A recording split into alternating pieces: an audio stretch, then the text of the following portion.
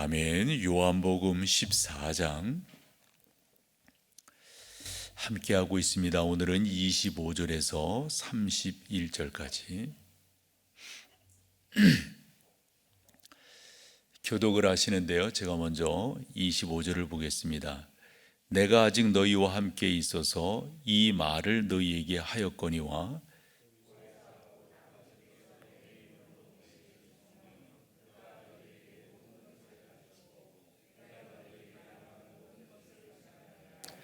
평안을 너희에게 끼치노니 곧 나의 평안을 너희에게 주노라. 내가 너희에게 주는 것은 세상이 주는 것과 같이 아니하니라. 너희는 마음에 근심하지도 말고 두려워하지도 말라.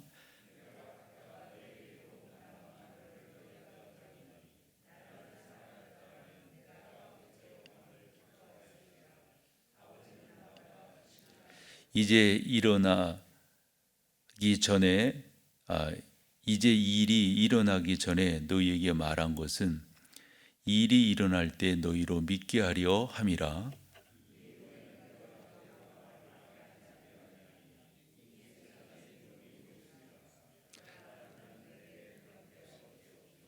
다 같이요. 오직 내가 아버지를 사랑하는 것과 아버지께서 명하신 대로 행하는 것을 세상이 알게 하려 함이로라. 일어나라 여기를 떠나자 하시니라. 아멘. 그래서 우리가 이 14장을 보면서 어찌 보면은 이 다락방 강화 전체를 그런 안목으로 볼 수 있다 말씀을 드렸습니다. 이 말씀을 하신 목적을 우리가 14장 1절에서 볼 수가 있는데요. 이유는 제자들이 예수님께서 떠나신다고 하는 말씀 가운데 두려워하고 염려하고 있는 상황에서 우리 주님은 분명하게 말씀하셨어요. 너희는 염려하지 말라. 오늘 읽은 27절 하반부에도 그렇죠. 너희는 마음에 근심하지도 말고 두려워하지도 말라. 그러면은 너희는 마음에 근심하지 말라. 너희는 마음에 두려워하지도 말라. 어떻게 할 수가 있어요? 어떻게? 이것이 우리가 성경을 근자해 보는 중요한 안목이었습니다. 주님은 우리가 염려하지 않고 근심하지 않는 방법을, 그 길을 우리에게 제시해 주셨습니다. 그 중에 오늘 본문만 보더라도 귀한 내용을 알 수가 있는데, 저는 몇 가지를 여러분과 같이 나누면서 요즘이야말로 두려워하고 염려하는 시대에 어찌 보면 최절정에 우리가 있지 않나 싶어요. 이럴 때 다시 한번 주의 말씀으로 위로를 얻고 그 말씀이 우리 가운데 크게 염려를 물리치고 근심을 물리치는 그러한 귀한 기회가 되기를 소망할 때, 그 비법은 다른 데 있지 않습니다. 25절에 보면 너희와 함께 있어서, 누가 함께 있는 거죠? 내가. 우리 주님이 우리와 함께 계시면 그것은 염려와 근심과 걱정을 물리칠 수 있는 가장 효과적인 방법이 된다. 이 염려라고 하는 것, 어찌 보면 근심이라고 하는 것은 우리의 일상에 있어서 늘 옆에 따라다니는 그림자와 같잖아요. 염려하지 않는, 근심하지 않는 어디가 있어요? 그런 게요. 그런데 그렇게 하지 않을 수가 있는 것은 하나님과의 관계가 분명하게 회복되면 우리가 이겨낼 수 있다라는 것 아니겠습니까? 그런 면에서 본다면 우리가 먼저 중요하게 여길 것은 25절에서 우리 주님과 함께 할 때 우리가 이 염려를 이길 수 있다, 근심을 우리가 떨칠 수 있다 하는 겁니다. 그러면 주님과 함께 한다고 하는 것이 뭡니까? 그것을 좀 더 세세하게 우리 가운데 설명을 해주고 있는데, 우리 주님께서 해주신 말씀, 그 말씀을 우리가 기억하는 것입니다. 그런데 그냥 기억되는 것이 아니라 성령께서 함께 할 때 그 말씀이 가르쳐지고 기억나게 된다. 26절에 보면 그렇죠. 보혜사 곧 아버지께서 내 이름으로 보내실 성령, 그가 너희에게 모든 것을, 여기서 모든 것은 우리 주님께서 가르쳐 주신 것, 우리 주님께서 말씀하신 그 모든 것을 우리 가운데 다시 한번 생각나게 하는 이런 귀한 역사가 있을 때, 다른 것 없어요. 여러분, 자꾸 주의 말씀이 우리 가운데 생각나고 주님의 말씀이 우리 가운데 기억날 때 그것으로 인해서 우리가 힘있게 이겨나갈 수 있고 염려를 물리칠 수 있다라고 하는 말씀입니다. 27절도 보면은 한 번 더 그것을 정리해주고 있다 볼 수가 있는데요. 평안을 너희에게 끼치노니, 이 평안이라고 하는 것은 우리가 잘 알고 있는 샬롬이라고 하는, 이 샬롬은 히브리적 표현인데요, 헬라적 표현으로 한다면 에이레네라고 하는 단어가 쓰였는데 같은 의미예요. 평화, 평강 이런 거예요. 여러분, 우리 주님께서 이 땅에 오실 때 천사들의 외침이 있었죠. 하늘에서는 하나님께 영광이요, 땅에서는 그 기뻐하심을 입은 사람들 중에 뭐라고요? 평화로다. 그래서 또 우리 주님의 이름을 정하기를 어찌 정했습니까? 임마누엘. 임마누엘이란 뜻은요, 하나님이 너희와 함께 계시다. 이게 평화예요. 이게 평강이에요. 이게 여러분, 우리가 이 세상 염려와 근심을 물리칠 수 있는, 또 몰아낼 수 있는 너무도 귀한 길이 된다라고 하는 말씀입니다. 그것을 27절에서 말씀하시는데, 우리 주님은 그 평화, 그 평강이 당신의 것이라는 거예요. 당신의 것. 보십시오. 27절에 뭐라고 말씀합니까? 너희에게 끼치기를 바라는데, 그 끼치기를 바라는 그것이 뭐라고요? 나의 평안을 너희에게 주기를 원한다. 여러분, 거기에다 크게 밑줄을 하셔야 돼. 나의 평안을 너희에게 주노라.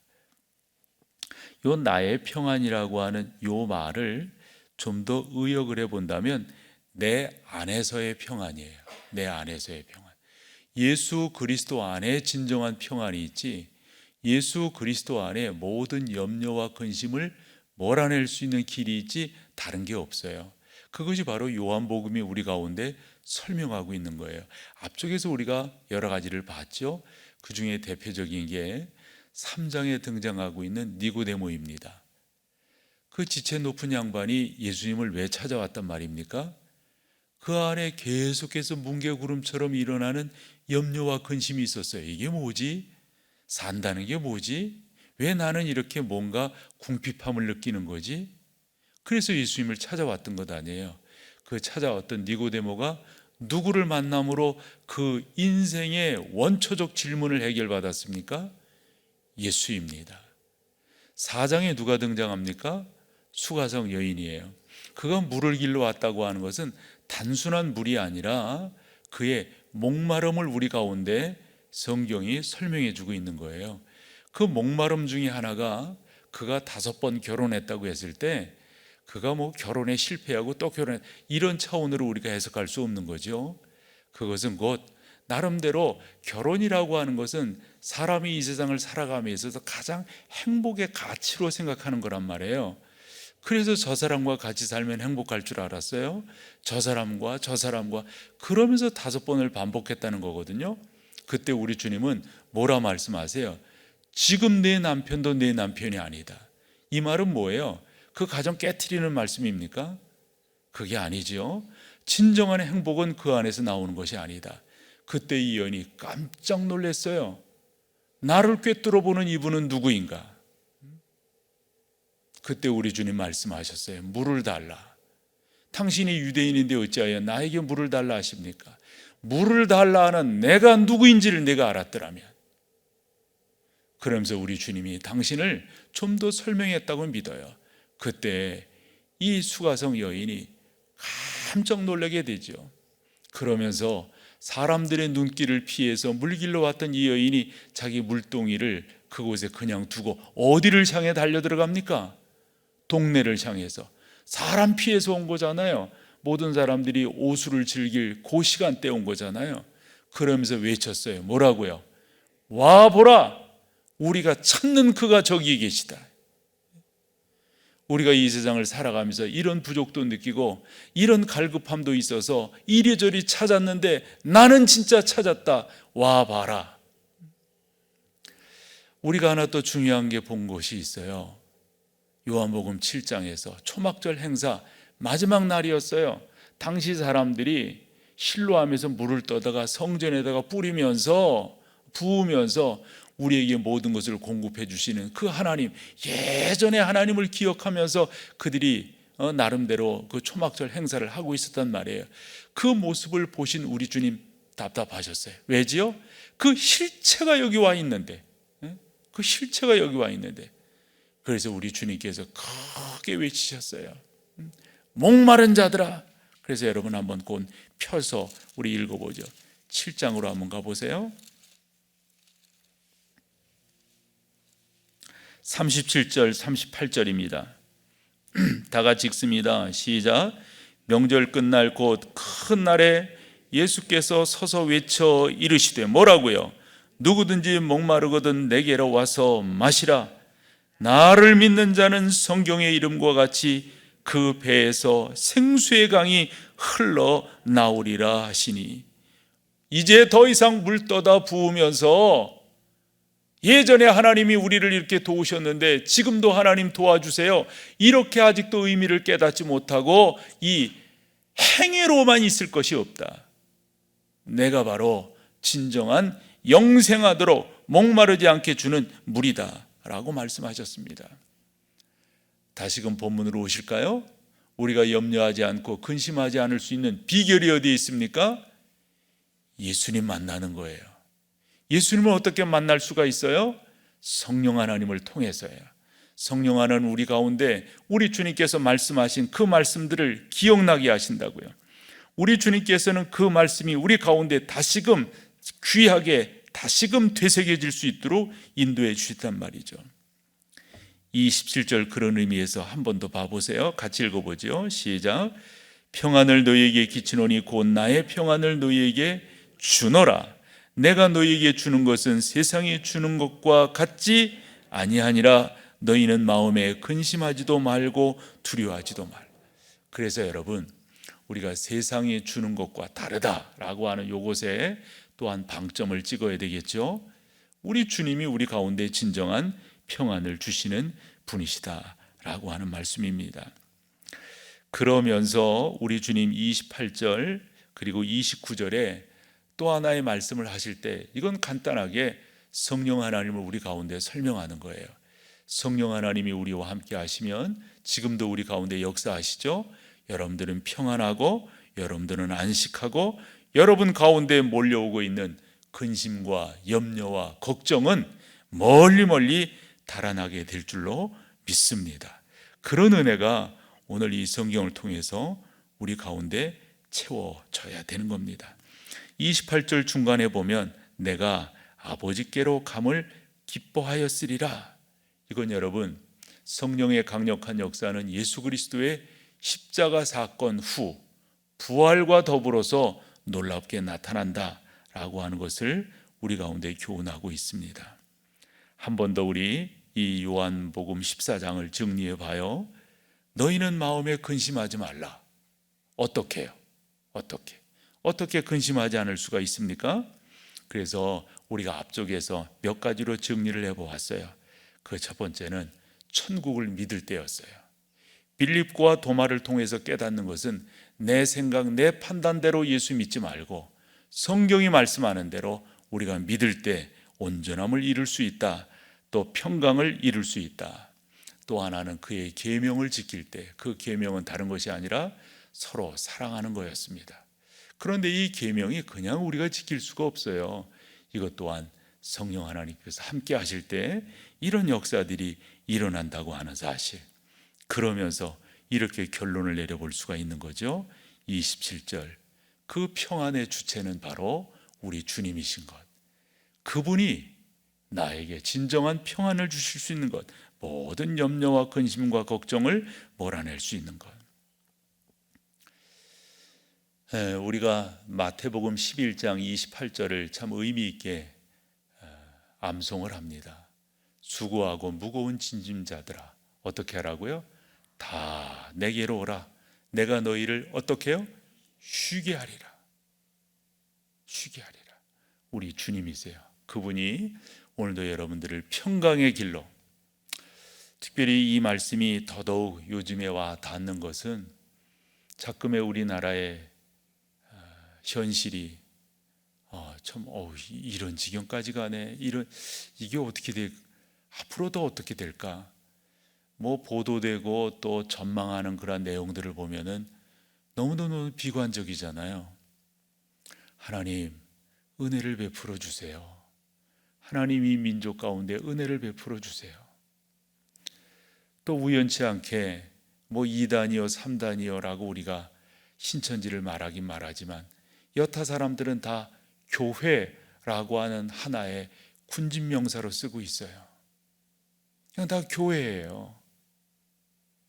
게다가 또 한 교회가 또 그렇게 되고 또 어느 교회는 수련회 갔다가 또 그렇게 되고, 요즘에 또 이상하게 이런 것에 교회가 이렇게 관여가 돼가지고 이게 뭘까?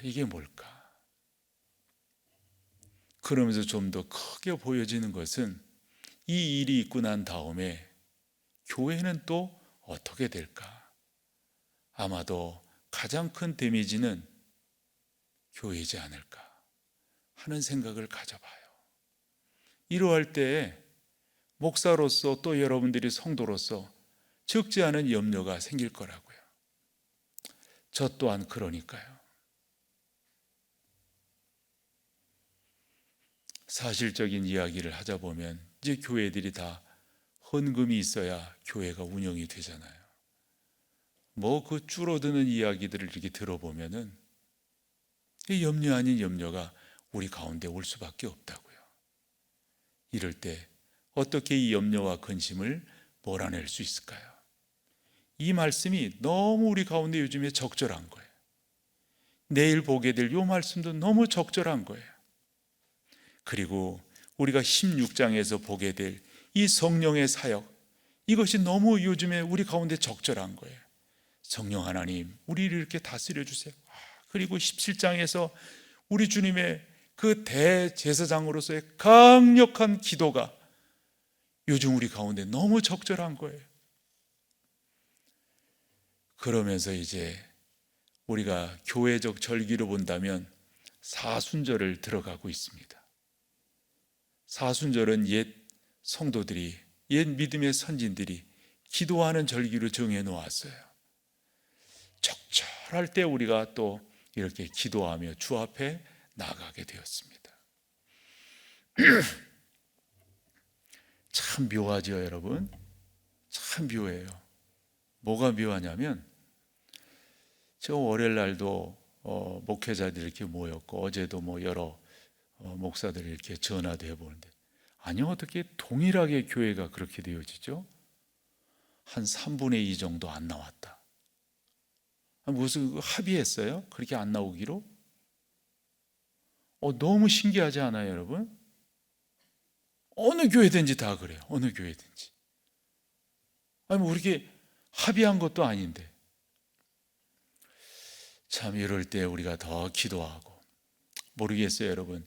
적극적으로 여러분들에게 모이십시오라고 목사로서 말하기는 뭐하지만, 뜻이 있고 마음이 있는 분들은 이럴 때 더 모여서 기도하고 더 기도하고, 그래서 우리 가운데 마치 안개처럼, 마치 그 잦은 비처럼 우리 피부 속으로, 우리 속으로 쭉 스며드는 이러한 염려와 근심의 이 모든, 이거야말로 바이러스 아닐까요?